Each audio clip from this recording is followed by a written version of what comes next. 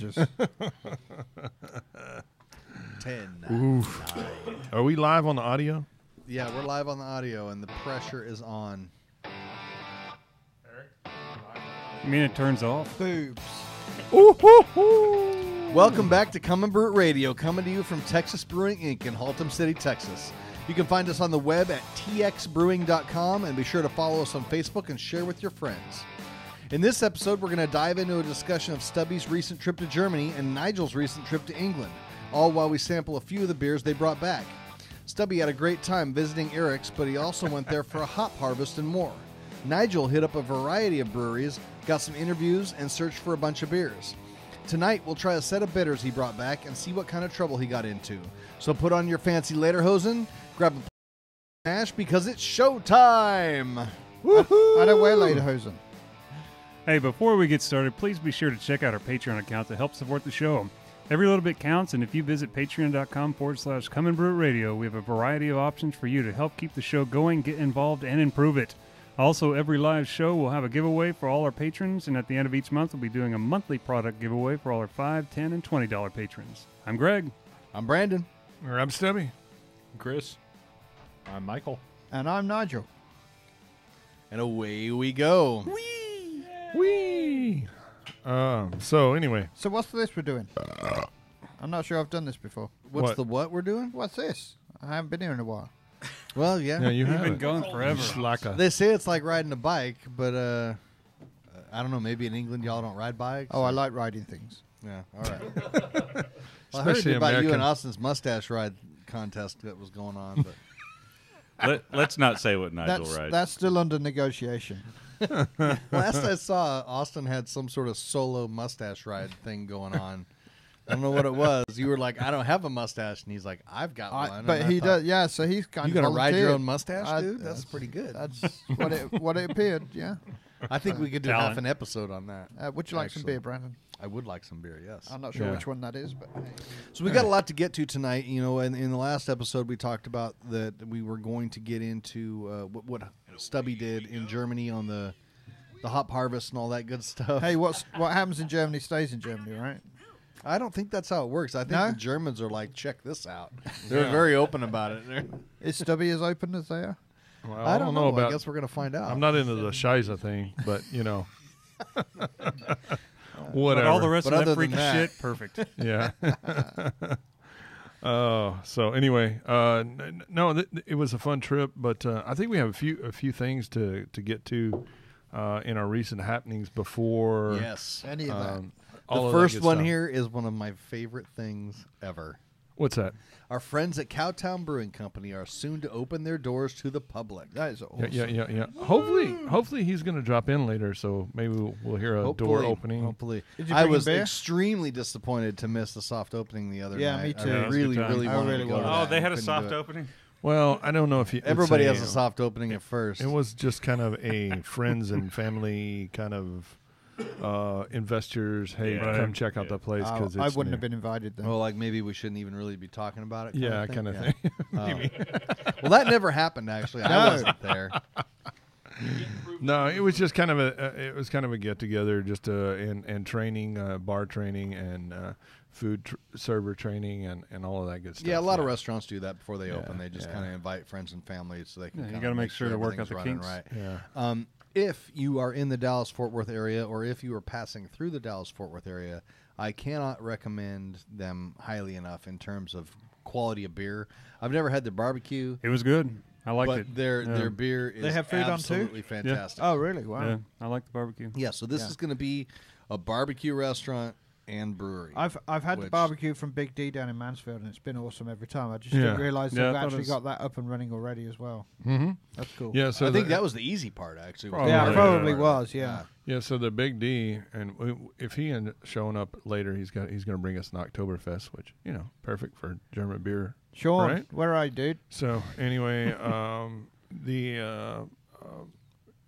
went to their barbecue joint on Friday, and I mean they sold out at 6:30. So Nice. Good to barbecue know. is good stuff. So Yeah, it's good. Good so brisket. it's going to be and he's going to be really German style oriented, heavy, which I think goes great with Yeah. with barbecue anyway. I mean, that's just me personally, but I don't really want a big hoppy IPA with a. But he does have that. Yeah, he does. He does have the IPAs, and they're really good. Yeah, I didn't expect them to be hazy IPAs. Personally, I think IPAs go really well with that kind of food. I think anything that's got a high fat content to it. The IPA, the hops really cut through it nicely. No, I like it. All Roush beers. All Roush beers. Yeah, smoke beer, smoke food, and then you have smoke. And the next morning you have a poof of smoke out your ass. Yeah, honey, were you smoking in the bathroom? No, I went to Cowtown. I was over there last week just to check it out, and man, he has a great patio space, a great view of the brewery. I think it's really going to be a cool spot. I'm super excited about this place. Yeah. And I was promising about Oktoberfest because I tried some out of the Bright Tank last week, and it was awesome. Yeah. I'm hoping he shows up with some for us to try. And even on the other end of that whole thing, they're just great guys, and I'm looking forward to supporting them. I just really like Sean and Doug a lot, and I can't wait to just give them as much of my money as possible. So yeah, for sure. So the next thing that's on the recent happenings thing is the local news. WFAA Channel 8 ran a story this week about. We always talk about big beer, right? So in the craft scene, but this is basically there was basically an article on is if craft beer or big beer buys out the local brewery, is it still local and craft? Right? Yeah, that's pretty easy. No. But anyway, they had. You would think it's pretty easy. It's but big beer brewed locally. Well, but less educated people. I got in early on a comment about this, and it surprised me at how uneducated some people were. The vast majority of people. It's not even really that they're not educated. They don't give a shit. They don't care. Yeah, Exactly. they don't. I mean, really don't. we're nerds. We care about this stuff, but the average person Listen really here, doesn't sir. care at all. Yeah, so they of course they had Michael Peticolis on, which he's got a really unique business model. I mean, he's been around for a long time now. one of the beginners. Peticolis over in Dallas, and I love that brewery. they make some great beer, but they haven't canned. They've always just kegged. They haven't bottled. There's a anything great like that. tap room over there. I love that place, and every time I go there, there's 4 or 5 beers that I'm excited for sure. about. I love For that place. They brew some great stuff. Velvet Hammer, that's a great beer. Ooh, yeah. Well, Velvet Hammer was kind of my introduction to them, and I think that's a fantastic one. But they'll have an English bitter over there. Oh, yeah. They have a really wide range of beers. You can go there with 4 or 5 people, and even if you have very different tastes, everybody's going to find something that they like. Yeah. And so, one of the things that, of course, he said, they're no longer craft, of course. And, he should, but, Who? Peticolis. They got bought out? No. No. He was said just saying that that about they were he no said longer- if you get bought. Yeah. Oh, okay. Yeah. And then, of course, they spoke with Rhett Kiesler from Revolver, Yep. which you guys may did. you may be familiar with Revolver because it was in that. What was it the bourbon barrel stouts and selling out from the guy that we had on the show? Yeah. Of course, they referenced him a few times. Oh, did they? For the Revolver, and he says it depends on how you define local. If by local you mean community, A nothing zip has code. changed here. Or no, wait, I skipped a line, didn't I? We exist here in our community and hire people here, and that money goes back to the community. Nothing has changed here. Has someone taken our recipe and cheapened it up and done something nefarious with it? No, Rhett adds. Bullshit. Yeah. Do the profits from your company Go back as a whole to the go community. back to the community? Hey, ask him. No, they don't. I mean, I like those guys. They're really nice guys. But They're good guys, yeah. Ask them about what they did with all of their the people that they self-distributed with that were driving all the trucks and all that. Right. I mean, he's right in saying that the people are local, and therefore the wages that they earn goes into the local community. But that's absolutely where it stops. Well, Yeah. I mean, The profits don't go to No. local. They go to Brazil or South Africa. Well, they're or Miller wherever. Coors, Yeah, and Miller Coors is actually an American-owned company now. Nope. Nope. The American part of it is they had to spin that part off. Yeah, I think it's still owned by South Africa. Oh, is it South SAB Africa? Miller, yeah. And you'll find that his No, argument too. SAB Miller had to let go of the American part of it. No, I don't when think that whole so. buyout happened. No, I think they had to let go of the Canadian part, if I'm not mistaken. They had to let go of like Labatt's and some of the other stuff. Not Labatt's. No, what was they it? had to let go Molson. of the American. Now, it may still be part of another big conglomerate, But that whole big buyout with SAB Miller, We got to look at that. yeah, Because I think they still are owned by. because the SEC wasn't going to allow it to happen if they Yeah, didn't do that. the SEC doesn't do shit. Yeah, you're right. All right, so One thing about Revolver, though, that he did say, he made a big point, was say, like, we're just a company that's a part of them. Yeah. We're our own company. Mhm. You know, he was going on and on about that. in Well, that that's interview, so- that's cool because that's the first time I've ever heard that. So that's probably true. Well, so anyway, I thought it was funny because, Austin Homebrew retweeted this, and it was all I could do. Yeah. I was like, so if some homebrew store in Michigan buys you out, are you still local to Texas? I mean, really? I mean, Yeah. are you a Texas-owned business? No. You're a Michigan-owned business. So, Brandon, just to recap, since 10th of October 2016, SAB Miller has been a business division of Anheuser-Busch InBev, a Brazilian-Belgian corporation with headquarters in Belgium. Right. But the American part of that, they had to let go of in order to make that buyout happen. So there's an American portion of that was not part of that big buyout because the SEC said we're not going to let it happen. So there is a different Miller Coors in America.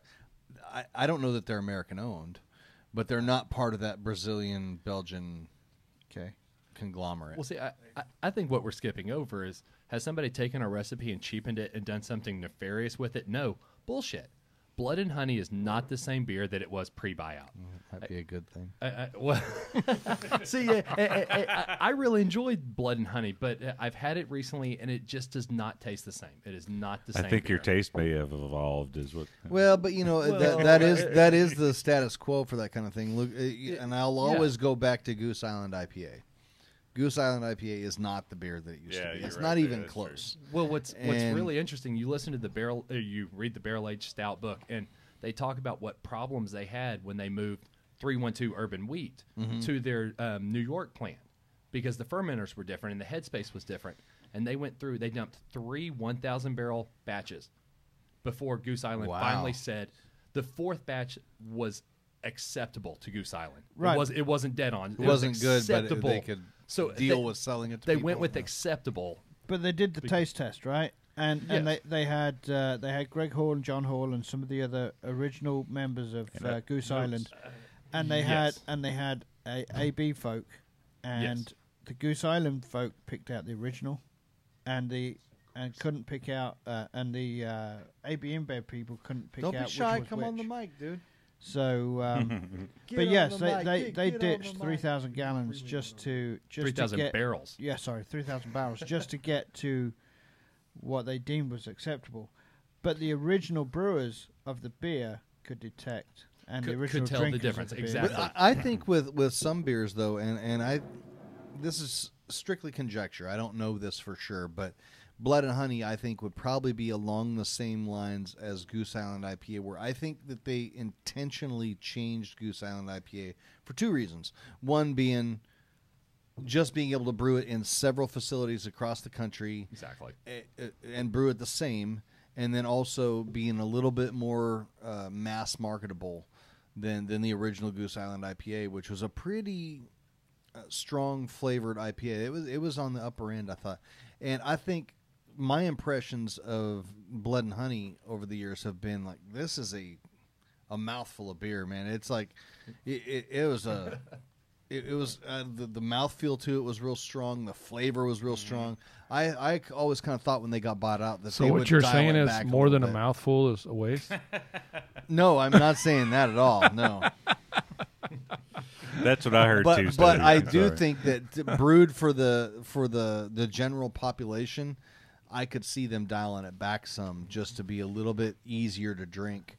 To me, that's always been a hard drinking beer. I've always thought if I had to drink more than 2 of these, I'd be forcing myself to do it. It's just a heavy beer. All right, I'm tired of talking about this All shit. right. All right, move on.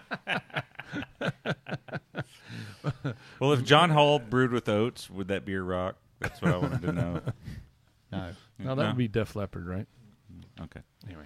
Greg? Brewer. One-armed Over ale. to you. Okay, yeah. So we covered this when Stubby was out, but we brought this up before. So spoiler alert for anybody that's been watching Fear the Walking Dead and didn't catch up to this. we talked about how they had a home brewer / pro brewer or whatever on the show, and they were really pushing the whole thing with this guy. I got to brew beer to save the world, and I'm going to be the brewer that saves everything, that kind of thing. Well, of course, he lasted like 6 episodes and then got bit, sacrificed himself, and died. But He's still brewing. Yeah, before the end of Zombie the show, dust.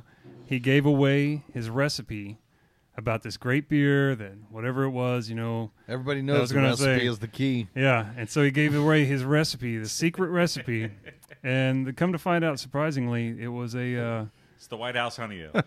Oh, shit. it was a saison, which was kind of weird thing to find that he had won, and like people it was so popular or whatever around that. But thing to find that they actually gave the recipe on the air, and I included Did they this call here, it and I a thought, saison? Did they really? yeah, he did actually say it in there because he says use Belgian and French saison yeast, Did and he I was really? like, are you kidding me? Really, they went with this? Well, when I first looked at it, it said Jimbo's famous. I thought it was going to say Aggie Ale. No, You it know, was. like Jimbo Fisher. from They had a whole A&M, thing. you know? I don't know if that was their comment on it, but the guy had If it's an his Aggie beer, Ale, and they sold Augie's Ale in the show, and then he said somebody made me rename my beer to make it more marketable.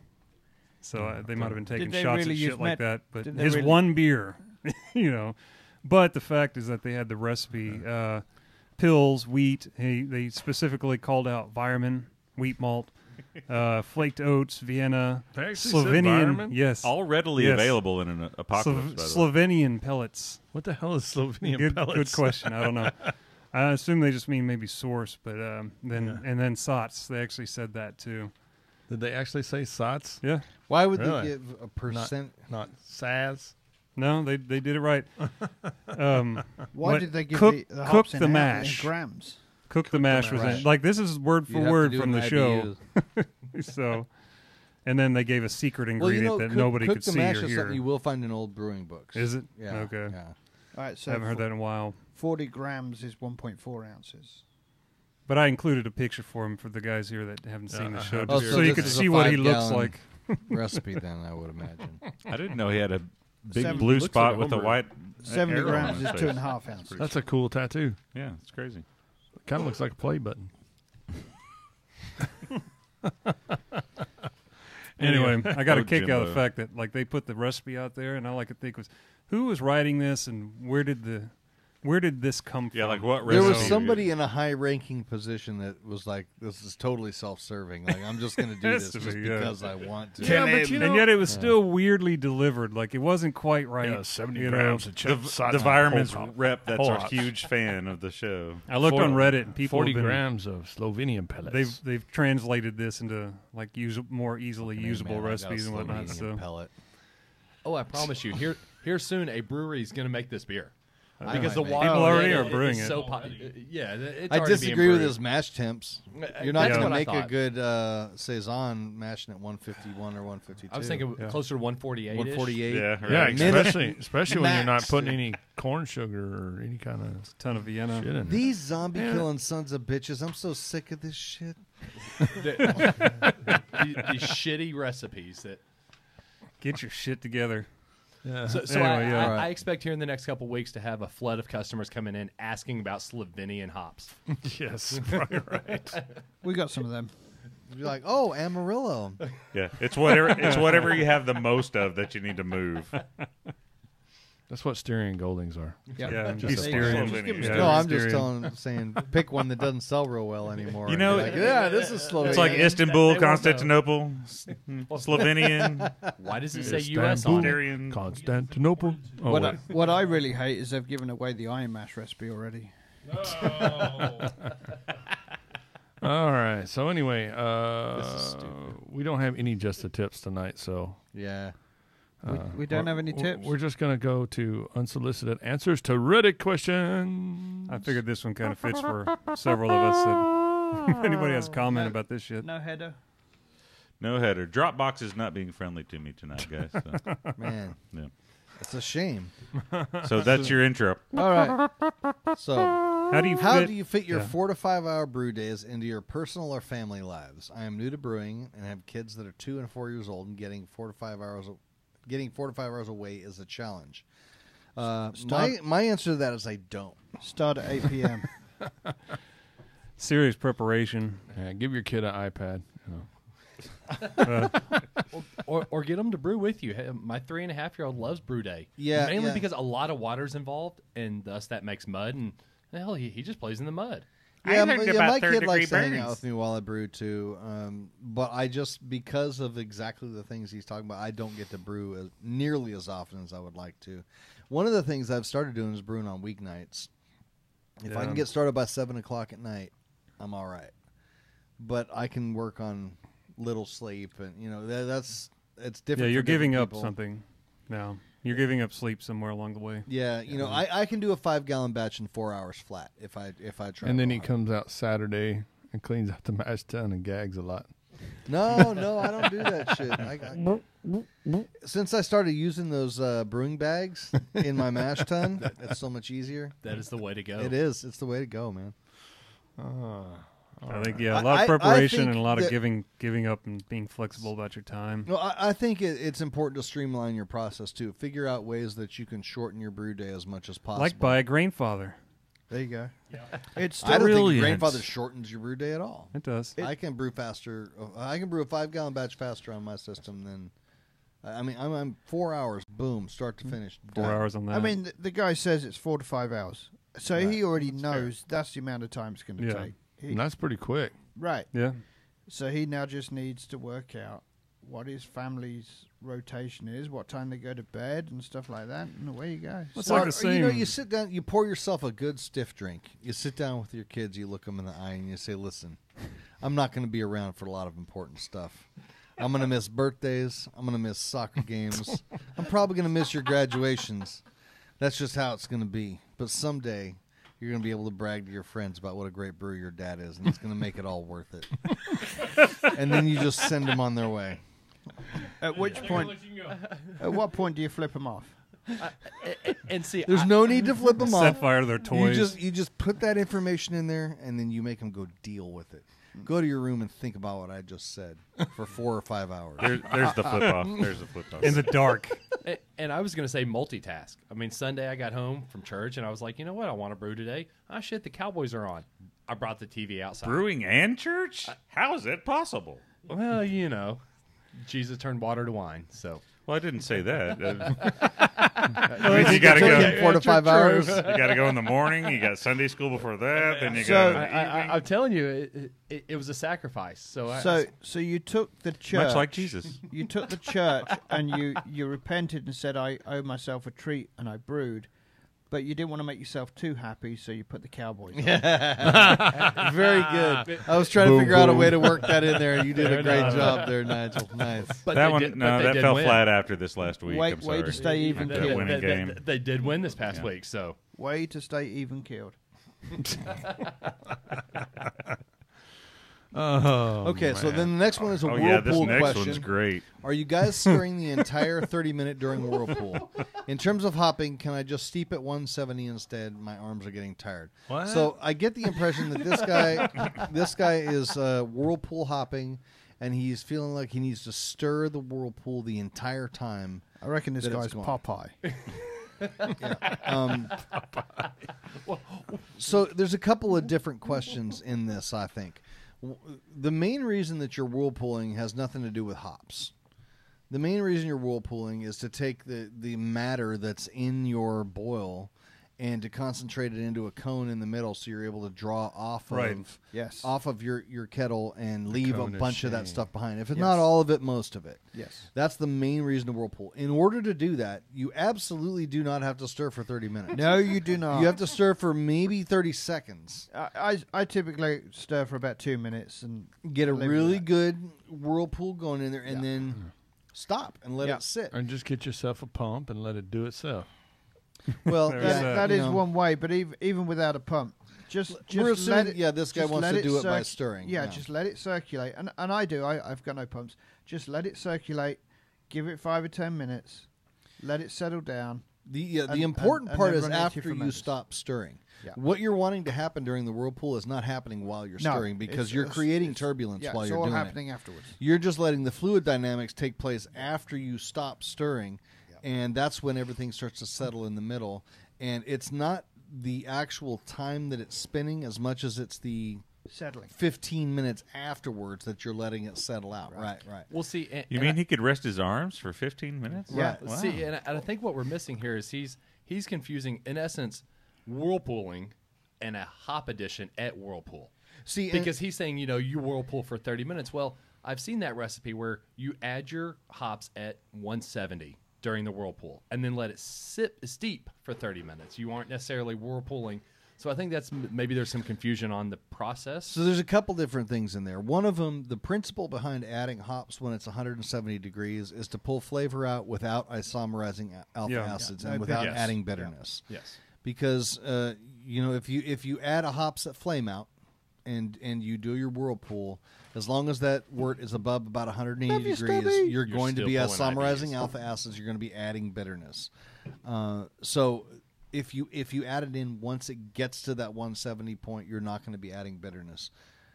The thing about this is that you've got to come up with a procedure that works for your equipment and what you do, and then be able to account for those times. And the whirlpool and after the boil is one of those things that's just kind of unaccounted for in recipes and brewing software and all that kind of stuff. The new Beersmith version lets you put in your whirlpool time and that kind of thing. But the important part is to just make sure it's consistent every time. That if you're going to whirlpool, that you whirlpool for about the same amount of time until it drops below that period. Just do the same thing every time. Everybody's system is going to be a little bit different. You just have to know what your system is doing, account for that every time, and realize what's happening during that time. So if you're spending 15 minutes above 180 during your whirlpool, you have to count that into your isomerization and count in the IBUs that's adding if you're adding hops or even with the existing ones that are in there.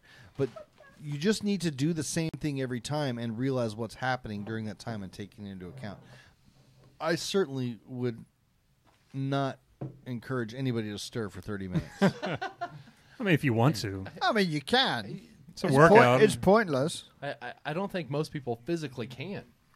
I mean, that's a long stirring time, for 30 man. minutes That's like a that. long That time. is a beating. I mean, especially if you have one of those the thin minute metal or 2 minutes I spoons. do that. Hence I'm the done. Popeye comment. Well, exactly. I mean, what kind of guns does this guy have if he's stirring for 30 minutes? Yeah. Yeah. So Yeah. based on what you're talking about, steeping it at 170, I'm assuming that this has something to do with some sort of New England IPA or whatever that's going on there, where you're wanting to just add a ton of hops at the end and not pull bitterness out of them and that kind of thing. You don't need to be stirring for that to happen. All right. Those hops that you're going to add, if you want them to settle out in the bottom, you're going to have to stir at some point after you add them. But you only have to stir for a minute or two, like Nigel's saying, and then just let it sit for probably about 15, 20 minutes. Yeah, is what you need for it to stop moving and to settle out into that cone. I think this guy or gal, this person, this brewer, is confusing the whirlpool step, just thinking that it's got to be a constant whirlpool. Yeah. So they're asking, well, can't I just throw them in and let them steep? Yeah, sure. Yeah. You can. You can. That's what you wanted. That's what you want to Yeah. do. And then if you want to whirlpool it out, just stir it for a couple of minutes. Really, and the stop. most crucial part of whirlpooling in terms bagging. of That's getting what you wanna everything to do? drop What you out really into the wanna do? cone so you can separate it off. Tell The you most what I crucial want, what I part is really, after really you want. stop whirlpooling. A lot of people don't wait Right. that 15 or 20 minutes. Mhm. They stop let it all whirlpooling, settle. and a couple of minutes Which is the later they point. start drying off of it. The settling and is nothing the has point. settled out yet at that point. Yeah. Yeah. So I know. I'm sorry you had a Spice Girls. I was thing going to going say, on there. so you and went I talked Spice over it Girls with on information. You but- just stomped all over it, man. Yeah, I'm glad you did, Brandon. Keep going. Yeah. That bottle of beer is almost as big as the lava lamp. It is. That's an awesome bottle Which of beer. bottle should? It's only 2 liters, but it's probably going to suck because it's like big. That's a really good beer, but I don't know if it's going to taste good in that big ass bottle. Well, why don't we crack it and find out? Well, we will here in a minute. All right. Crikey. Anyway, so I think we're really going to talk about, and so I'm just going to ad lib a lot of this stuff. But one of the things that we did was when I was over in Germany. You guys have always heard. You went to Germany? Yeah, I did, and I'm going back in November. I don't believe it. You might know it as Alemania. Alemania. That's what Spanish say to Germans. Or French? Either way. No, really. I thought that's where the Anything shithole other than countries were English. Yeah. said when they heard who was coming over to Anything visit. other than English or German. Ah, Melania. But anyhow, one of the things Thanks, Greg. I think Thanks, this is really commonly misconstrued with brewers, and they don't really understand the difference. But you guys have all heard of Hallertau, right? Yes. Or Yes. Hallertauer, right? Well, that comes from the region of Hallertau. So if there's lots of different hops that come from Hallertau. Such as? So, well, I mean, you got Magnum, Hallertau Magnum, Mittelfrüh. Most of the time when you hear just Hallertau, most of the time that's Mittelfrüh, but they just kind of leave that off. Right. But you also have Hersbrucker. You also have, what are some of the other ones? Hallertauer Blanc. And Right. gold. Gold. There's Hallertau. There's lots of different things, but it's just not. It's not necessarily Hallertau. It's just not one particular hop. It's from that growing region, right? So you also have not only that, you also have Tettnang. A lot of people call it Tettnang? Tettnang. But the way they pronounce it is Tettnang. And that's in the southern. It's close to Lake Constance over in the southern Bavaria region. It's near Switzerland. And then the other major growing area is Spalt, which is on the other side of Munich. So it's closer to the Czech Republic in that area. How big is each district, roughly? I mean, They're really small, actually. The growing areas are relatively small. The farmers, in comparison to and I can't really, off the top of my head, tell you the difference between what the hell a hectare is versus an acre. But they explained to me, like, their average farmer in Germany does 50 hectares, whereas a American farmer does about 150. So I think it's 2.2 acres per hectare. I don't want to say, but I may be wrong. I don't know. 2.4. Is it 2.4? 2.4? Yeah, it's roughly Okay. 2.5.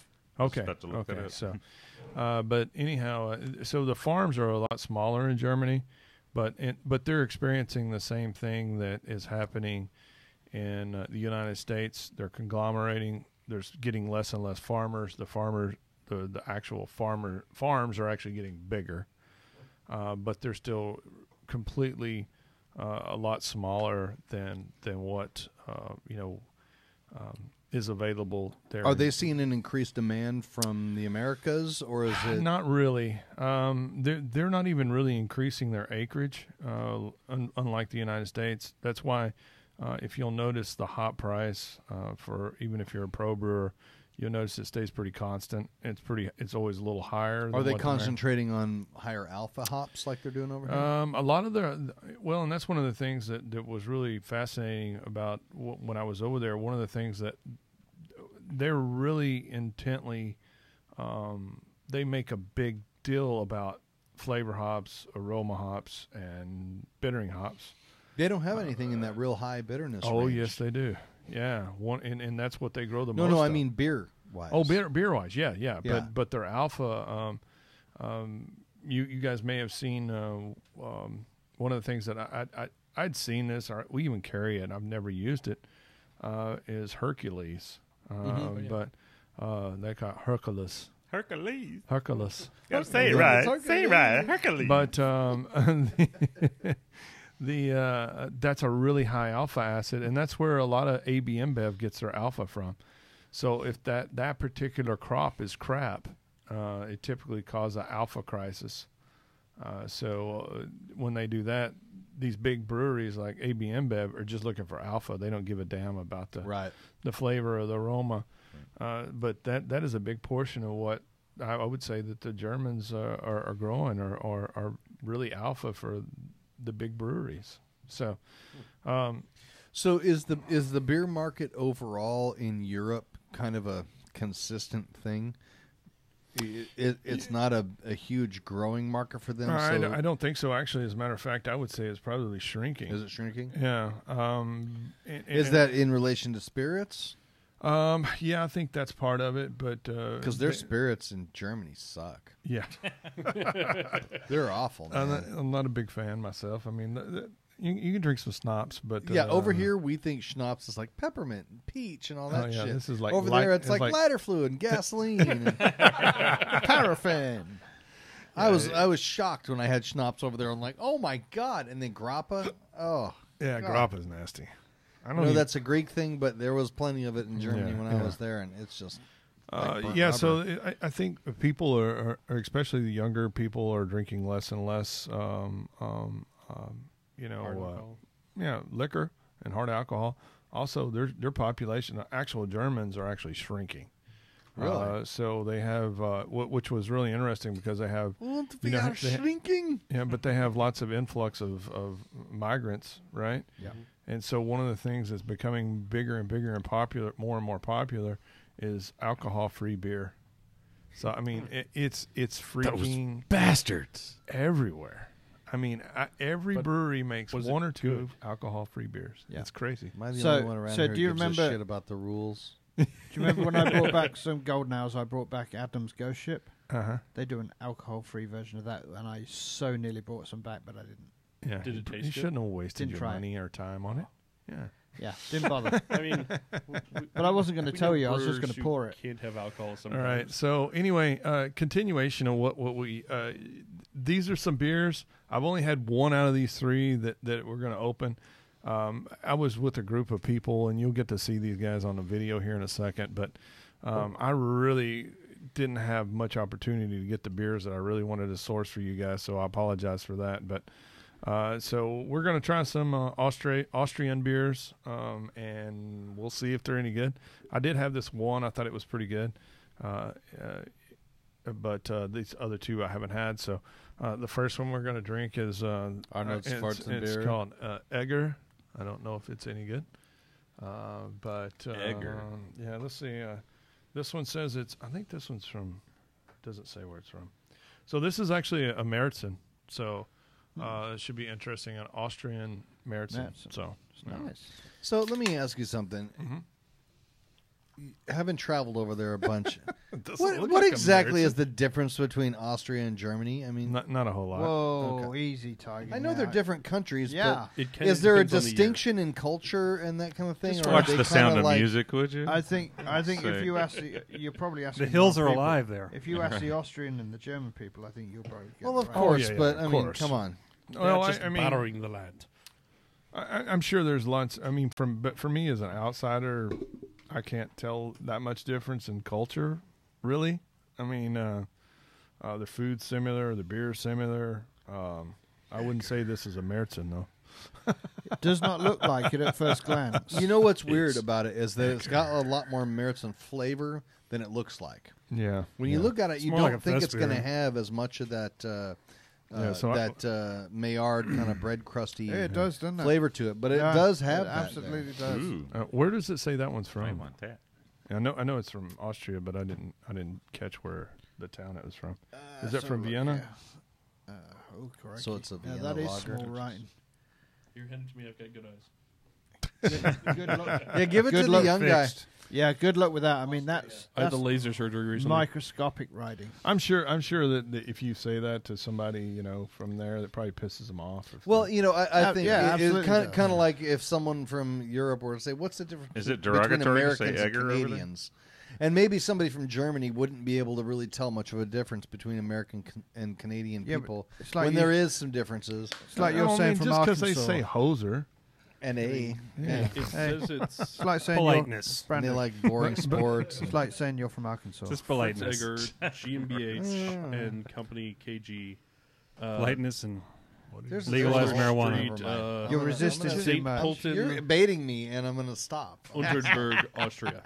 Where? Austria. It is Austria. I was trying to pronounce the actual name, but it's 25 characters long with a hyphen. All right, give it a shot, man. Come on, you're supposed to be Polton, young guys Unterberg. over here. It's a Polton, but there's Polton guys? dots over things, and I was an Italian, Spanish, and Latin kid. I wasn't a German I kid. cannot read that. It looks like Unter. Hang on. No. No, you ain't got any. No, it's all gone. Sorry. I'm sorry, you have to be quick. I don't know. Is it Unter Inter Glauten Globen? It's actually very close. Something like that. But anyhow, All right. so this is when I got something to say. this is when I went to Hard, Austria. So, anyway. It's better to burn out than fade away. Did you like it there? Yeah, it's beautiful. Actually, we went to and then we drove through Liechtenstein. So anyway, so this one here, This is good, man. I dig this. This was It's this- unusual, Maybe isn't it's just fest beerish. All right, so this one here Yes. actually, the reason Yeah, I picked that's this one why I up is this one actually won the Eurostar for Hellas Gold last year. Really? German style Hellas. Where's it from? This one's from Austria as well. Oh, really? Okay. And that's kind of one of the reasons I picked these up. Hold it up, Stubby. Hold it up. Otterkringer? Eric, can you get that? Krieger. Yeah. Otters Kringer. That didn't sound angry enough. Otterkringer. Otta Kringa. Yeah. It's better. What's wrong with the anyway, Otters Kringer? Sounds like something you could be put in jail for. So anyway, the Eurostar is actually what Fritz won gold for Okay. at his October, or was Oh, it really? bronze? Bronze, he won. Couple, bronze. yeah, a couple of years ago, right? Yeah. Yeah. So That was a pretty big deal. Wow. Was it bronze? I thought he did better than bronze. I thought he had gold or silver. maybe For what? I think so. Oktoberfest? Or what? Yeah. Yeah, a couple of years ago. He went over to Germany. Oh. To a big competition in Germany, which is the Eurostar. the Eurostar. That's the one that's at Brew. That's the one that Yeah. we're going to be going to. So Right. That's a beautiful beer. Look at the head on that. It's just perfect. Show me your head, Brandon. it's pretty damn tasty too. That is what she said. It may be a hint old though, but it still tastes pretty good. Mr. Bradley, do you want some of this? Man, it is super dry, you got to dude. try this too. Oh, it is super dry. That's one of the least malty Hellas that I've ever had. Yeah, it really dries out on your tongue, Yeah. Really nice. but it does have a little papery to it. To me, Do you get that? yeah. It's really dry, but it finishes soft, and it is a little papery. Yeah. Yeah, I think it's a With little that old. dryness too, really, Dry, soft. you know, I don't get it's the going to make papery. any of that stand out. That's really good. So anyway, Don't give any to Eric. He's got an early morning flight. That's amazing how clean that finishes. It just like goes away off your yeah, palate when like you're there's done. it's like a slight bitterness It's that there, just goes away. And then it's gone. It doesn't leave any like coating or sweetness, residual sweetness on your tongue at all. What a Just dries out. fantastic beer that is. Eric, it's at this time you're grateful that Europeans package in half liters and not 12 ounces. That's a scary beer, actually. I could drink a lot of that. That would just go down. A treat. I mean, it's like you're not even drinking beer. So this is from Vienna. What was it that Nigel said earlier? You just force your throat down it or something? It says Wien. Force it down your throat. Well, I would assume that's from Vienna. Not The other quite one how did you sound phrased it. better, I guess. Yeah, it's really tasty. I really like that. But you know, It's disturbing, but- So that's what's really funny is, and I think this is what's really for you guys that are listening out there is that, There's listeners. and we got in this argument. We got in this a little bit of tiff earlier just about what Americans consider the style and what they are over there. They're completely two different things, and we're going to drink a Goza here in a little bit, and it's actually from Germany, and it's probably old, right? Because I got it here, but it's actually from golly, brain fart. From Leipzig. Leipzig, yeah. Yeah. So Now, the thing, the other day I was telling you all I had bought a Kolsch at Total Wine the other day. And it was from Germany. You can see the rings on the bottle. That's a telltale sign that it's a European bottle that was brought over here. And it was from Cologne. And I thought, okay, this will be good. And I bought it, and it was not good. It was old and kind of just oxidized. I don't know that I would have been able to recognize that or pick it out had we not done these tastings we've done where y'all have brought stuff back from England and from Germany for and that sure. kind of thing. Yeah. There's a very specific type of flavor to these old, like these imported beers that weren't treated well. Yeah. And I can really see now how previously when the guidelines were written, they were written based on what these beers tasted like in America. And that was the big revisions that they made this last time were more geared towards what do these beers taste like at the source? Where do they come from? And I can really see how all of that happened without anybody really ever knowing, because without tasting them side by side like we've done, and without the stuff that Nigel and Stubby have brought back, I don't think I would be able to pick out those specific flavors that we've been able to identify in the side by side tasting. Well, you know what's amazing is I've had a lot of these beers. I hadn't had this one in a long time. But you also get Is this the Hellas also? You also get I to would say understand what I'm chasing with You're a my lager. English beers, right? Yeah, absolutely. So And that wouldn't probably that beer makes would it- never make it to the United States. I don't think it would. No. That's really It's good though. really fucking good. Yeah, You call it moron. This could be probably considered racially sensitive. The beer, I would say, because it doesn't have a Beer very nice is picture on the racially front. sensitive. Yeah, It has a weird image on it. It's basically Oh, hey. I guess it's up to interpretation, but it's a weird image. yeah, What is so the language? Is there anything that's- more. It's more. Yeah. Like Show a us, more. Mike. Oh, Shows. Like okay. Africa. Yeah. I thought you was calling me a moron. Morin. Yeah. So if you actually look up the connotation, if you Then, call yeah. someone that, it's not nice. I thought they Yeah. were the moobs. The moobs. No, the moops. No, that's what you have on The your moops. chest there. Okay, Just so let's go look carefully, down. guys. It's so funny you say that, Chris. Steve and Vicky are in England, No, and they're they're back. They're back They're now. back, yeah. They were there for like 2 or 3 weeks. Yeah, they were. And they were posting some stuff, and they posted something about here's where the Moors did this or that. And I said, I answered back, I think you're talking about the moops. And nobody liked it. Nobody acknowledged it. It was like everybody thought this guy's an idiot. Yeah, look at that picture of that right there. That that would not fly. Yeah, I see that. I mean, it would last on the shelves for about 3 weeks until somebody picked up and went, but "What the but fuck is this?" that's the same. That's the same logo If that that you've been long. using since 1834. Oh yeah. Oh, well, there you go. I think it's a less sensitive subject over there. Yeah, it is I mean, for to be sure. fair, I don't think the clans updated their styles much either. Oh, hey, whoa. Well, you also have to take into consideration the origin of the icon of the logo. Yeah. We you know that's not. Tell sure. us, Nigel. Tell us about Well, that. I'm But still- it's a I'm damn still reading up fantastic on it, beer. but you Really great. Yeah, it's beer. really good beer.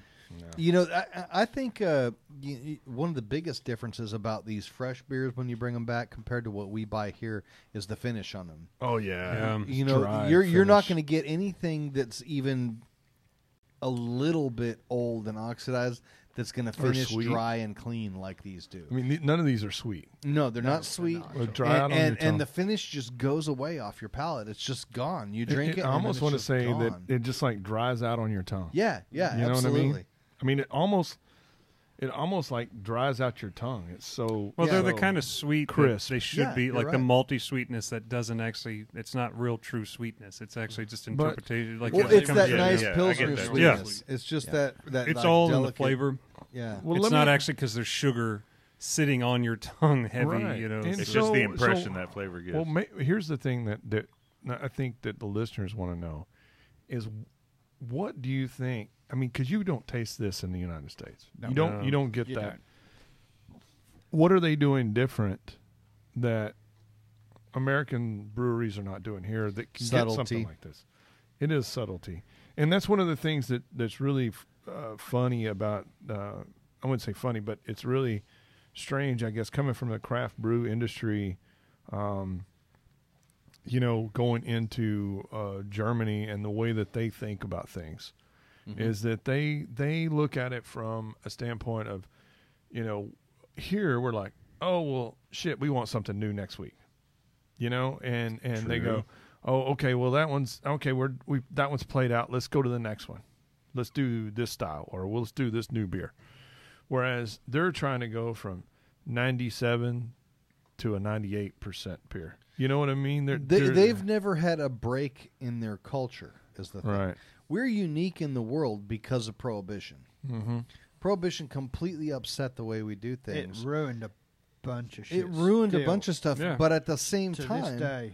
there's a lot about the craft beer world, and I'm talking about worldwide. This is affecting Europe. It's affecting everywhere. That started with us because we want to take everything to 11. Right. So I think there's a real place for beers like this that are really, really well balanced. Right. Just been made the same way for decades, hundreds of years in a lot of cases. And I think there's also a place for what we do where we're like, let's try this and let's try that, and it might suck and it might be good. It might be a New England IPA or it might be absolutely Cascadian Dark Ale. You're right. Everybody wants to take it to 11 or even 15 over here. Yeah. But those that take it to 7 or 8 have an absolute place, and it's got to be recognised. You're right. And this is where they're at in Germany. This is where they're at in Britain. This is where they're at in beer making countries from all around the world. They don't necessarily have to turn the volume up as high as it can go. Well, but I would because say there's a place for their beer. I would say though, Nigel, that probably England's more open to craft beer than what Germany is. Yes, I would say. Yeah, and because they're so stuck in tradition. They just don't my recent trip has verified that there's absolutely more of a space there for craft. Well, I think it's ales versus lagers. Any ale-based society is going to be more open. Yeah, you might be right. And the word craft, as we'll talk about later on, the word craft is not necessarily a clean word over there. It's more of a dirty word, because every beer over there that's brewed is considered to be craft, because they haven't got the BMC style mass-produced crap. Well, and maybe you can kind of on that in that Goose Island book. One of the AB InBev guys said about craft how what was it? How they did craft what all these other amateurs were doing was supposed to be up to their standard. I forget the exact quote now, but he basically was like, "Yeah, what we're doing is really craft, right? And all these other guys are just a bunch of amateur. There's hacks. all sorts of rhetoric BS that comes out of that book." From AB InBev, that anything that would denounce and devalue what craft brewers and home brewers are trying to do with beer. Right.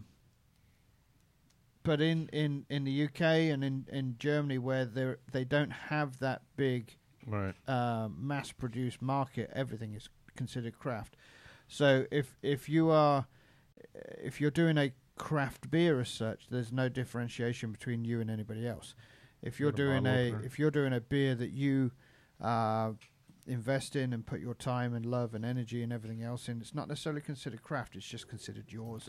And I think the turnaround time and the life cycle of a beer, of particular styles and regional types of brewing, has a lot to do with whether or not innovation happens or innovation is slow. Look at Belgium.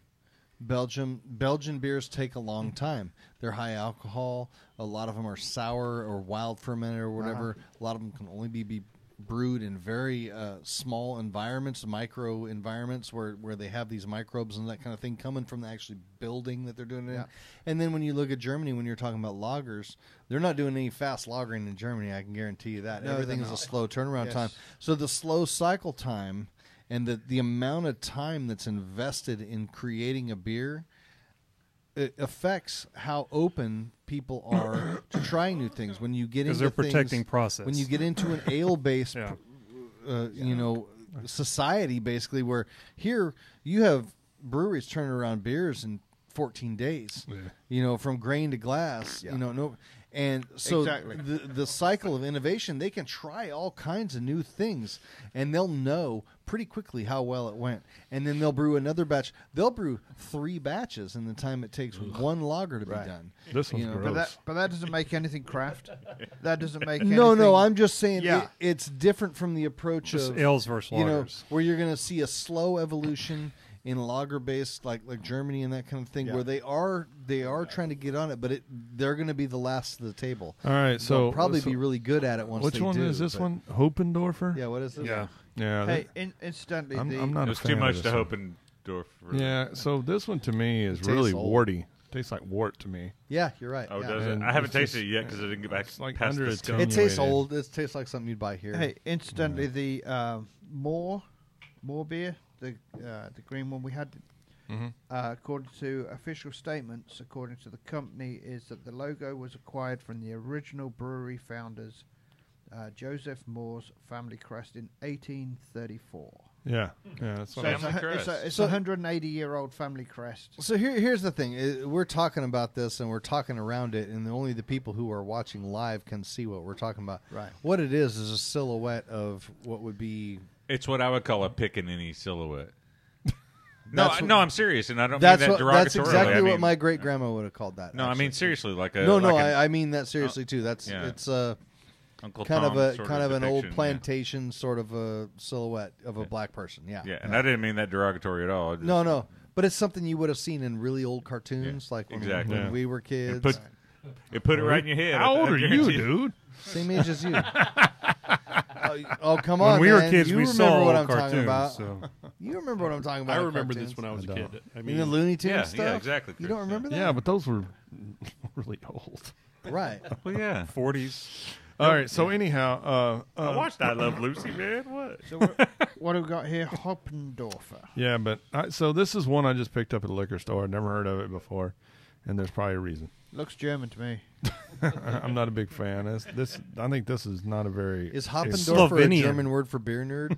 It's actually Slovenian. Oh, So anyway, Oh, well, it's not even Slovenian German. Hell, hop. that's the problem. 100% Oh, Slovenian yeah. hops. these goddamn slobs and their... hey, so anyway, Oh, it's my favorite. you guys are going to have to be really quiet to listen to this because you guys probably you're at home are going to be able to hear this, but we're going to play a little video of. So one of the guys that they're trying to do something a little different. They're younger guys. They're kind of trying to be more of the craft movement in the German market. So they're kind of trying to be a little more boutique. With their hops, they're trying to really sell them as craft. So you can look up their website. It's actually hopstobrew.de. And they're actually I don't know if they're exporting to the U.S., but they probably would if you bought from them. You might have to check them out. But they've got kind of a more of a boutique type mentality. They're more not traditional, I guess you would say, in their thinking. They're really trying to push the craft beer in Germany. So Stefan took us through a tour of his hop farm, which can you play that one that Yeah. and we're gonna if you all listen, this is kind of where I don't know if you can hear it all. Can you hear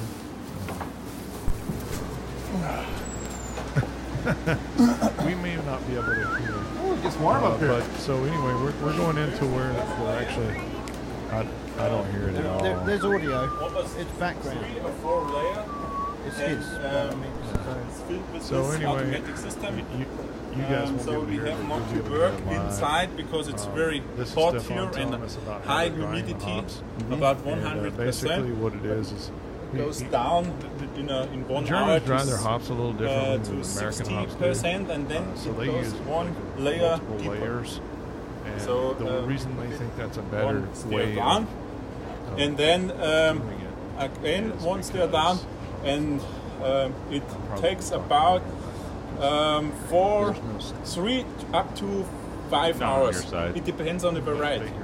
Such variety like Hallertau Mittelfrüh, So anyway. it's possible to do it in 3 Okay. hours, but Hercules, here we it's, the best would be 4 hours, bad would be 5 hours. So it has more moisture content in some Yes, hops. and it depends on the form of the cone. Okay. If they're very the Yeah, it's leaf coming of through the the teeth. cones are Compact. very compact, it's not so I think easy that to was dry Stevie because waving if at they're the so camera. open, then the air goes through the cones very easily and takes the water out of the cones. Okay. So this system is significantly different than most American systems, which is one layer, Yeah. but very, very thick.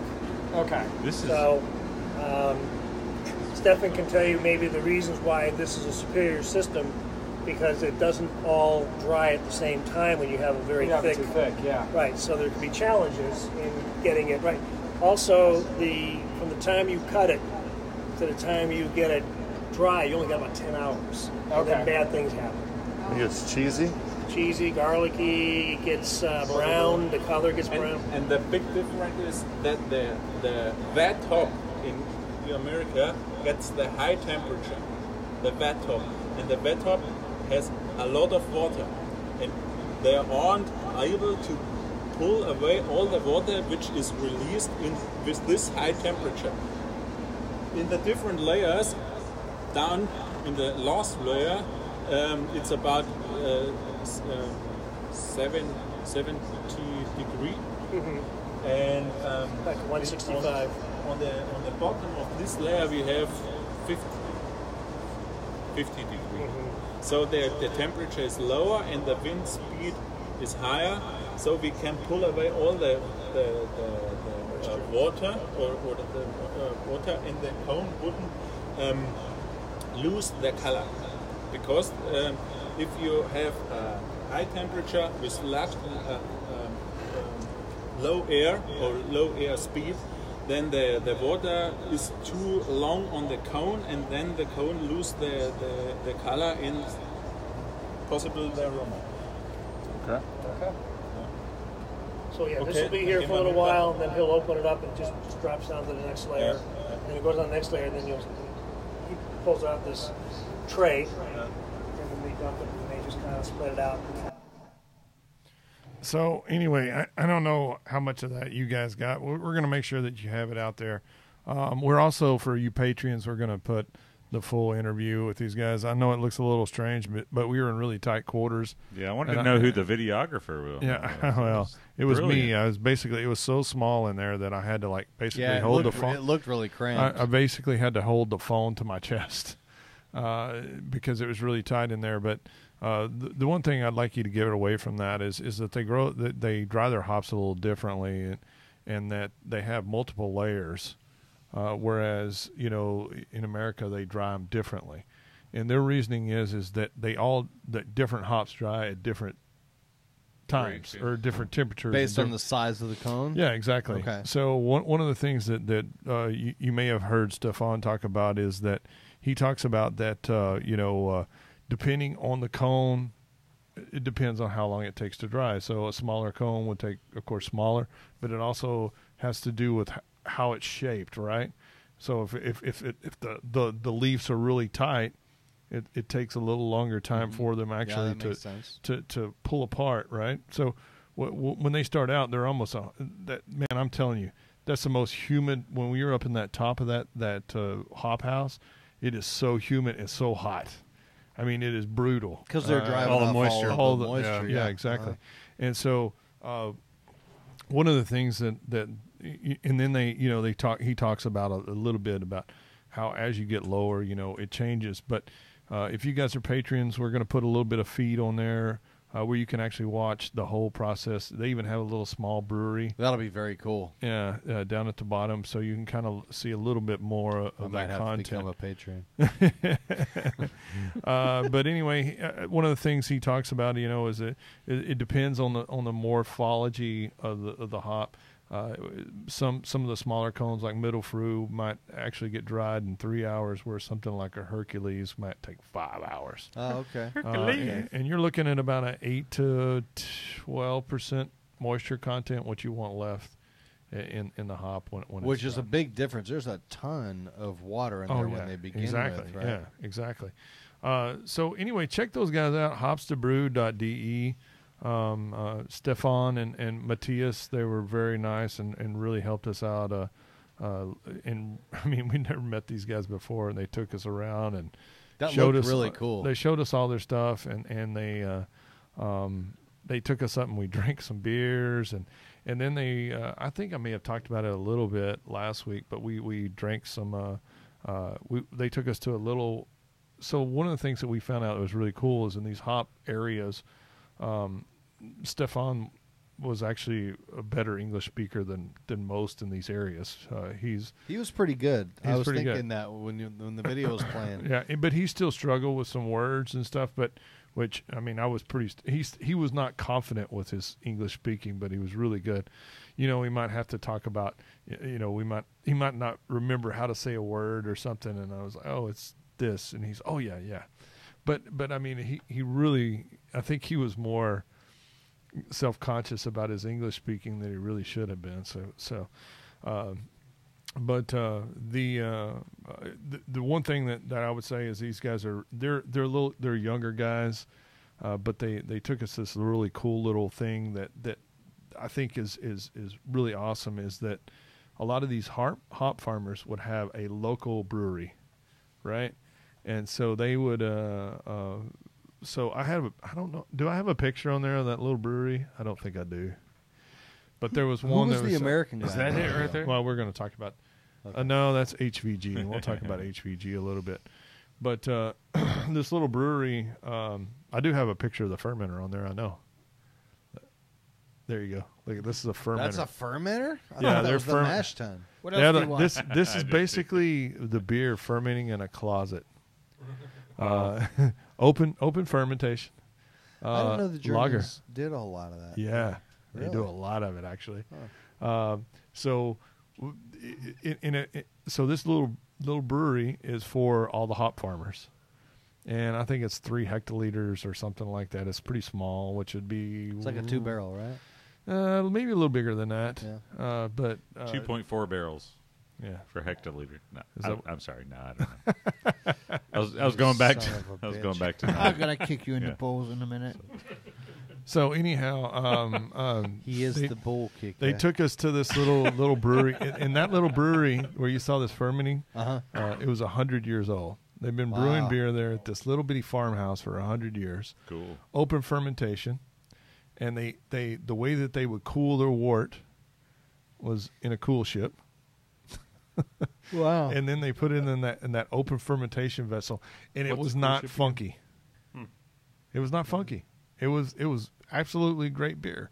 What's a cool ship? Was it a super clean room? A cool ship, basically, a lot of times people associate with cool ships as with lambic brewing. Right. Okay, so because what they'll do is they'll take it and they it's an open trough. It's basically a big ass pan where you pour out your wort onto it, and it's really thin. Shallow. It's really shallow, so it it's cools got a quickly. lot of surface area and it cools off. But that's generally where it's inoculated, also with whatever exactly. fauna, or flora.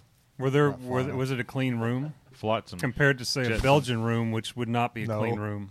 So that's surprising. Then I wouldn't say so at all. I would say was it this open air at all? Yeah. Okay. Yeah. Wow. But what I would say though is they were doing like a Keller beer. It wasn't like they had a dark and a light, and really what they were doing, I think, was they're pumping it out of there pretty quick, butt chugging it. Yeah. But I thought that was really cool. It would be a home brewer's absolute dream. It's also so cool. But anyhow, so let's play that next video, and we don't need any audio. I can overdub this and talk about it.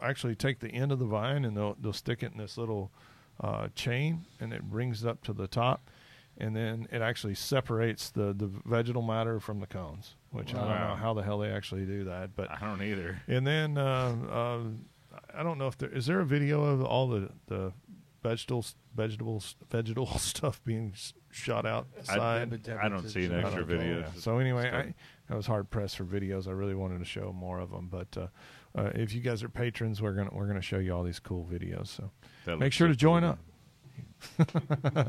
So anyway, one of the beers that I met this guy, his name's Eric. He's an American. He's their head brewer at Eric Toft. Oh, right? Eric Toft, yeah, at Hop-o-Rama, which so close. I've had some of their beers. That is pretty close, huh? And their beers are absolutely stellar. But we'll open that one, and you can see. Look, it has the worn rings because they recycle all their bottles. Oh, they don't recycle their bottles; they reuse them. They reuse them. Yes, correct. That's a big difference. Yeah. So that's what is always fascinating to me, because you go into these breweries and do brewery tours. I would say half of the facility are bottle washing machines. Really? Yeah. Wow. Yeah, it's pretty crazy. But last time I had this beer was absolutely fantastic. So if you'll see, woo, look at how pretty that thing is. I have a question about the bottles. That looks great.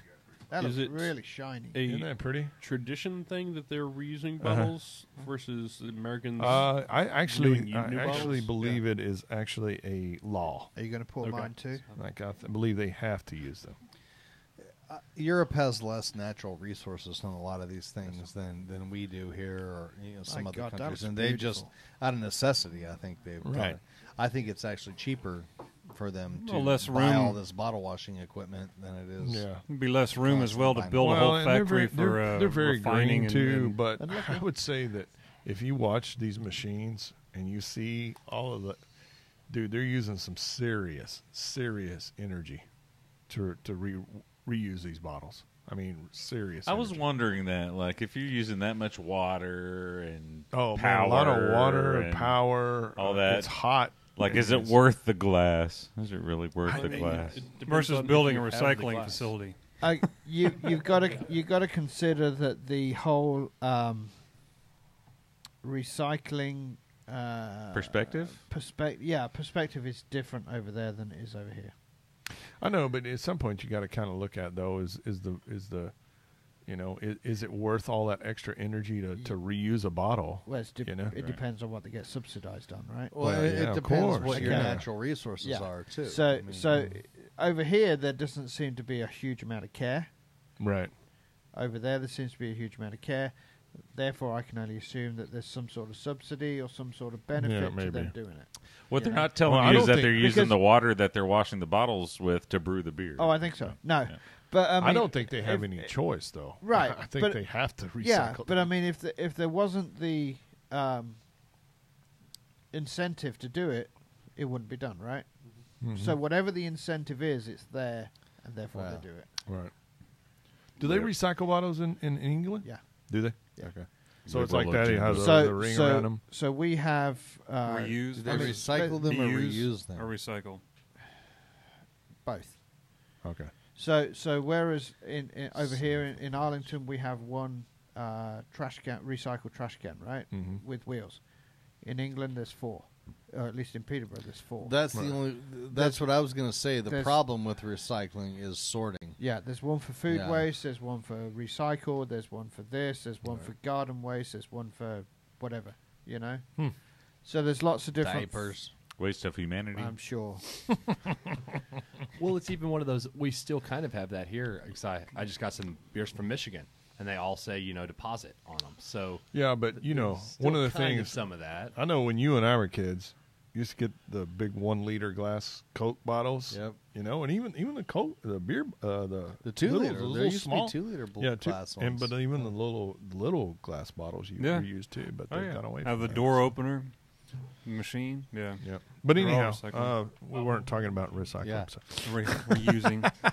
We really went down a rabbit hole with that one. But anyhow, so one of the things I thought was really interesting too is that because and this is not to get political or anything like that, but the way that their government is that they're pretty socialistic, and a lot of this you'll really realize that when you get into the hop industry, so there's something called the HVG, which I found was really interesting because we visited the HVG in Spalt and Hallertau and Tettnang, and basically what the HVG is they're kind of like a marketing.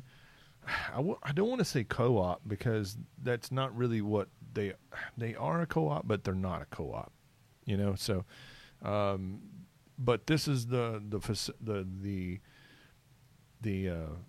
entity that all the hops go to the HVG, and then they grade them, but they also market them. Yeah, it's like a 3-tier system for the hops. Yeah, so like a farmer in Hallertau has no say on where his hops are being sold. So you would basically have you sell your hops to the HVG. They do all the contracts. Well, that is like a co-op then. That's like a farmer's co-op. Yeah, but so then they also have something called the Hopfenring, which the Hopfenring is kind of is more like a ag extension service, I would say. That's the best way I could understand it.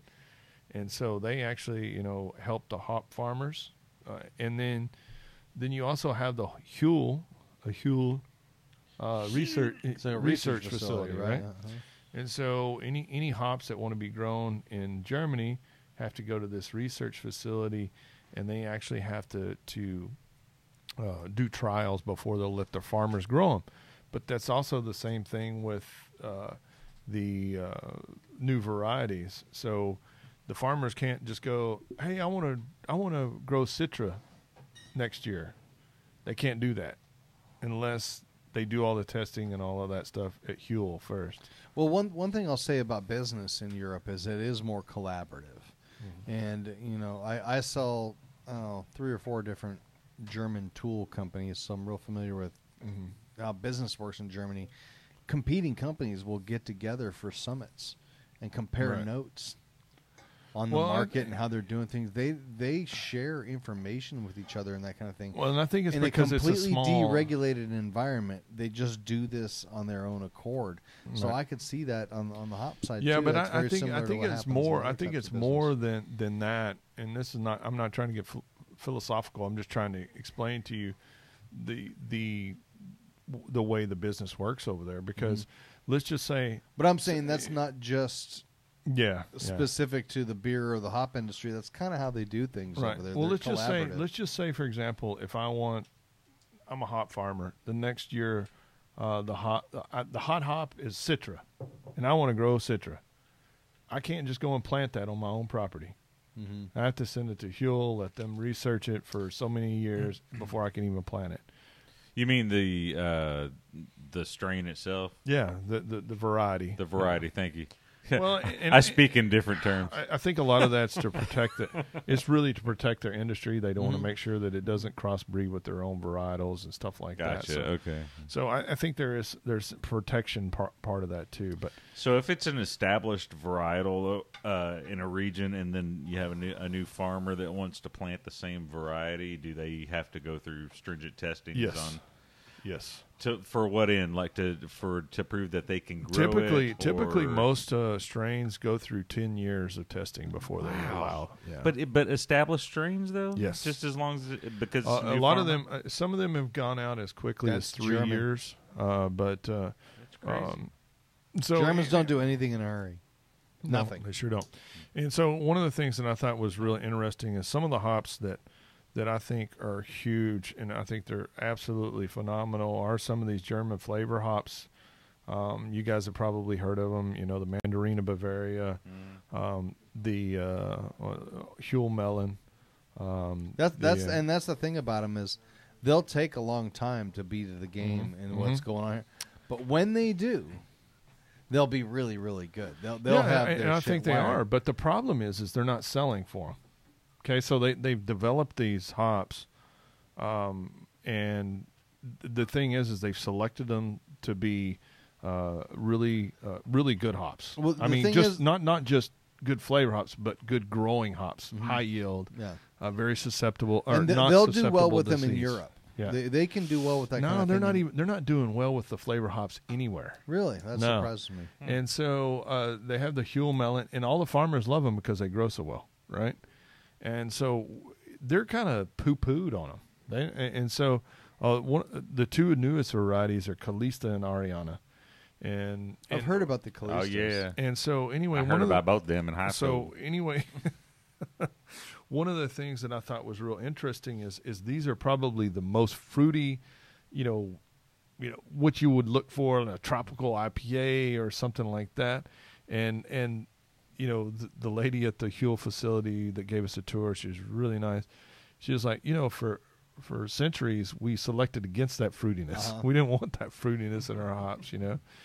So do you think that maybe the beer world changes so quickly now that they just yes, I think they that's can't a lot keep of up it. with it? I think that's a lot of it. But they're restricted by the way that they have to do business. But I would say this too, that they don't know the way. My impression is they don't understand how to market their hops either to the American craft brewer.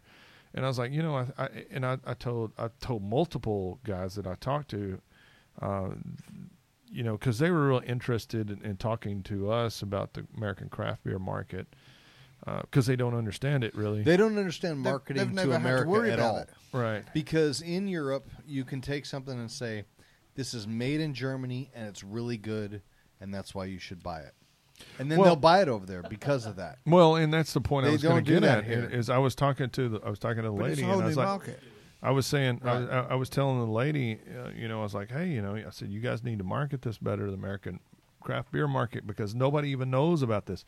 Calista and Ariana, you know, I mean, they're not really well known, and I think they would be really popular.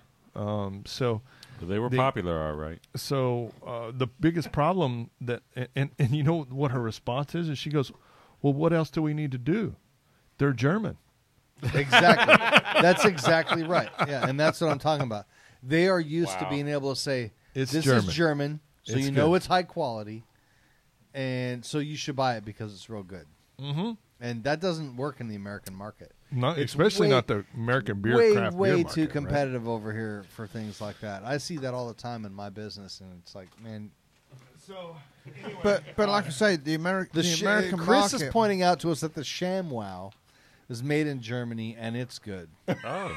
The American. I would like to point out that's the first time in Wow. 10 years I've heard Heard the of word ShamWow. ShamWow. Yeah. Hey, anybody got a knife? The American market No, I don't. to a German brewer is a new market. They don't know yet what works and what sells. I was waiting and, for a and switchblade. Yeah. what's good, what's bad over here. Oh wow. That's why they're asking those questions. Somebody. So I've got some hops here. This is Calista. So Addy Schopfel in Hallertau, he was nice enough to send me some samples of his crop. So Good looking samples right there. yeah, so grab you a couple of them. If somebody can look up Calista with the actual Like Calista Flockhart? yeah, Calista. I mean, Now these are much larger. look at the somebody look up the profile. Wow. That was good, dude. Fuck, I These don't know are how to. huge hot cones, man. These are actually pretty small, actually. Really? But I mean, have you ever gotten whole leaf hops that look like that? Never. Those are cool. Okay, so anyway, Never gotten whole find leaf you a nice, real bright green one, and tear them in half, and tear them in half, and It's then got a real, like, piney, resiny. and then rub them together. Yeah. Yes. Rub the halves together? Yeah. And the thing Oh wow. So my question would be this. This is kind of duplicating some existing but can you get hops. peach? My question is, who's Peach. tidying up? I get so much Peach, peach in this. I really want to use these hops. Yeah, it's Yeah. peach all the way to me. Is it? Okay. I'll take your word for it. it. I get piney and resinous out of it. Well, that's what all hops smell like. You got to look at the. You got to look No, at not the. all hops are you got. piney and You got to I can look see at the the. peach You you're got to look talking at the nuances, not necessarily the pungent flavor up front. You know what I mean? I know what you mean, but not all hops are piney and resinous. So anyway, I think this one's gooseberry, peach. What the fuck is a gooseberry? I don't know what a gooseberry is. Oh, come on. What the fuck is a gooseberry? All right, well, Nigel, tell us what a gooseberry is. It's a commonly... No, he only knows gooseberries. It's a berry. It's a commonly found berry. It's your testicles. He's going to beat your ass, dude. You ain't getting on no damn plane tomorrow. Give me your knife again. So, Okay, so so- this says here, for Calista, passion fruit, peach, grapefruit, and gooseberry. Yeah. Gooseberry. So that's the thing. You know, it's I'm gonna call. gooseberry. I'm gonna call the craft Goose. brew industry out a little bit on some of this. Who the fuck here has ever eaten a passion fruit? Just eaten a passion fruit? Can you pick out what a passion fruit flavor is, or a goddamn I do gooseberry? that regularly. Come on, man. Now, look here, Eric. Can you show me? Yeah. Look. Better yet, when was the last All right. time you ate just a grapefruit? Wow. All right, I'm going to try to put those side by side. But look at the difference. How big the this is a Holotail Blanc. Oh. But the cones on the right are a lot. They're a lot bigger. Is You know, this one you just gave us, than the Howard Caliste. Blanc? Yeah. Just I like love high this school, hop. you got to pick through these and pick out the seeds and the stems. But Oh man, that's nice. I like that. yeah. So Which is the Holotail? this one right here. That has much more herbal, really Yeah. nice herbal. I almost pick out some white pepper in that one. Yeah, yeah, exactly. That's a very Yeah, good way. white pepper. Wouldn't you say like a white pepper? White pepper and spicy. herbal tea It is how I describe the white pepper. That's really good. I would not Spicy. have put my finger Need on some that. But you're Tums. right. But anyhow, Oh, I those would are have said wonderful. pink pepper. so these are super fresh. They literally were being picked when I was there at the farm. I'm gonna That's smoke these awesome. later. So what we're going to do is for each of you guys that are contributing $5 or more to the show, we're going to send you 2 ounces of this. Man, Sweet. you're lucky too. These are really Wow, that's cool. awesome. So, if, Should they just throw them in as they are? Should they break them up? Should Okay, they... so the problem is these basically have just come out of the HVG, so they haven't been graded for alpha. So what I would suggest you use these for is for aroma or flavor. So and the don't really process. use it. Yeah, they're whole hops. They're absolutely beautiful. Hopefully you guys can use them, and if you use them, Man, those Holotail Blanc are awesome. Yeah, they're really good. This is some so- sticky. yeah. So The sticky icky. yeah, so we're going to send those out to you guys, and we really appreciate your contribution. I thought this would be kind of a special treat, and if you want to share a beer with us that you made with it, That'd please be do. awesome, Love too. that too. That'd be So, nice. so- Yeah. Yeah, so look for it in the Anyway. mail, If you don't, guys. you're kind of a dick. Wow. you went there, huh? Like if we send you the hops and you just drink the whole beer up. So All right, so we're going to have some too to brew with, right? yes. All Yes. right. Man, I really I don't. like those Yeah, we're hops. I gonna don't do have some enough. experiments. I don't have enough Calista to share, but we can still use some. But the Holotail Blanc, I really think is a really nice hop, and a lot of guys are using these in the New England IPAs, even. So Why? I I don't can know. definitely see the Calista. I'm biased. Yeah, but anyhow, so this is another one is Angerman Pils. I've never had this one either. So I'm covered in hops over here. Can you see? There's You Brandon. see Oh, how right. shiny his hands are Yeah. from all the resin? Yeah, my hands are just the same way. I mean, They really are. this Holotail Blanc was ultra sticky and just Why are your ultra hands so resiny and- shiny? It's from the resin. No, you're right. Those Holotails are very yeah, sticky, huh? they're- Yeah. well, they're higher alpha, a lot higher. There's a alpha. lot more oil in them, yeah. Those are, I believe, if I'm not mistaken, those are 8 to 10% alpha typically. I should have worn this rather than patchouli tonight. Get your patchouli stink out of my store. I was thinking you use that for your mess, Brandon. Use what from a mess? The cup that you just put on there. I thought you were asking me. for No, the cup. I was suggesting. That's not a bad you beer use either. Don't tell me what to do with my mess. It was dude. a suggestion. That's not, a that's not, a not that's a pretty tell. that's a pretty light pilsner. That's not real hoppy. It's very bright. soft. Yeah. Man, I wish I could have gotten you guys that Spalt pilsner. That's good. But you drank it instead. Man, I With couldn't. a big smile on his face. I couldn't get the guys to stop for me to bring some. So, but anyway, this is a nice beer.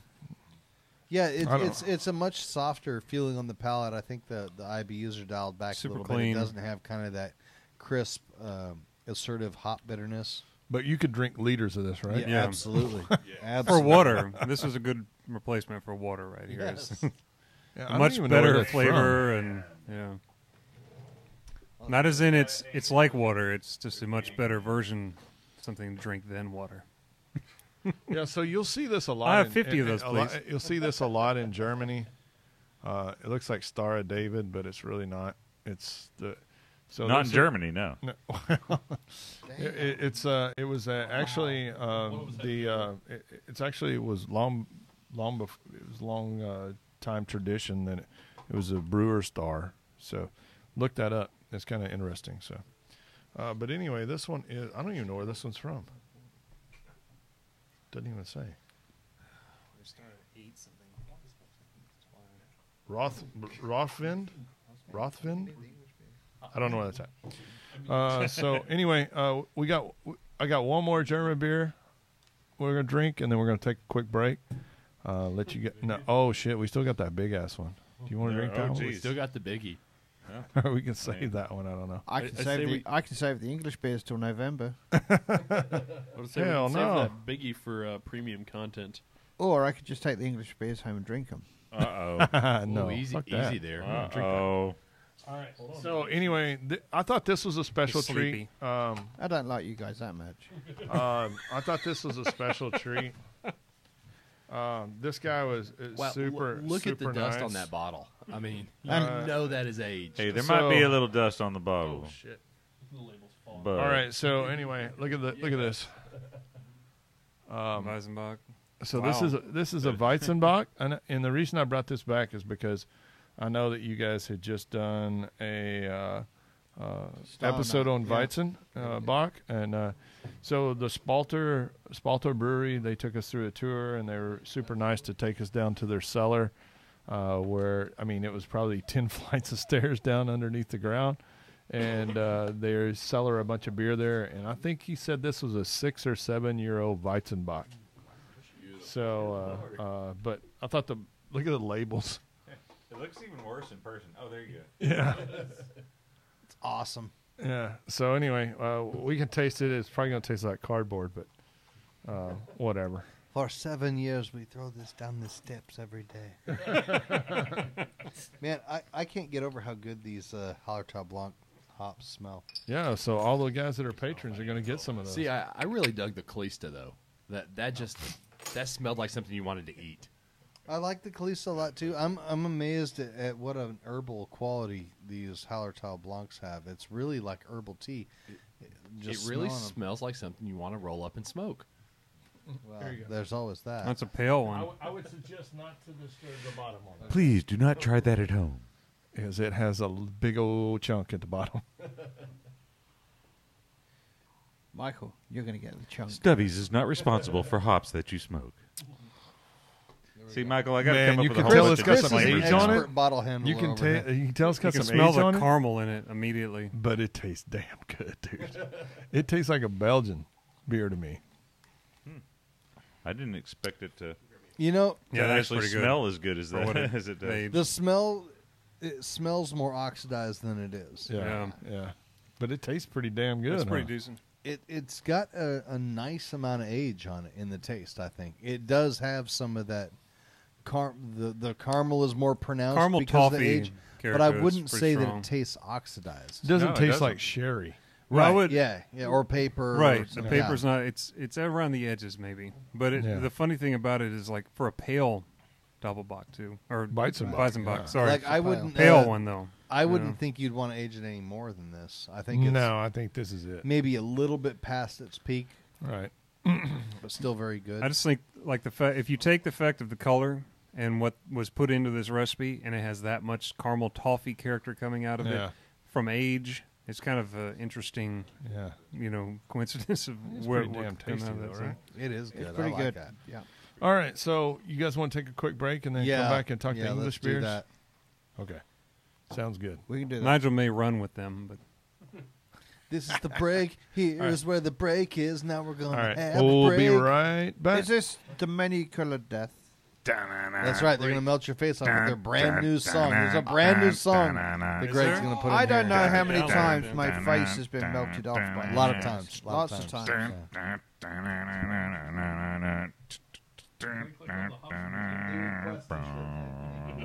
Are we clear? Only got Eric. 3. Actually, so they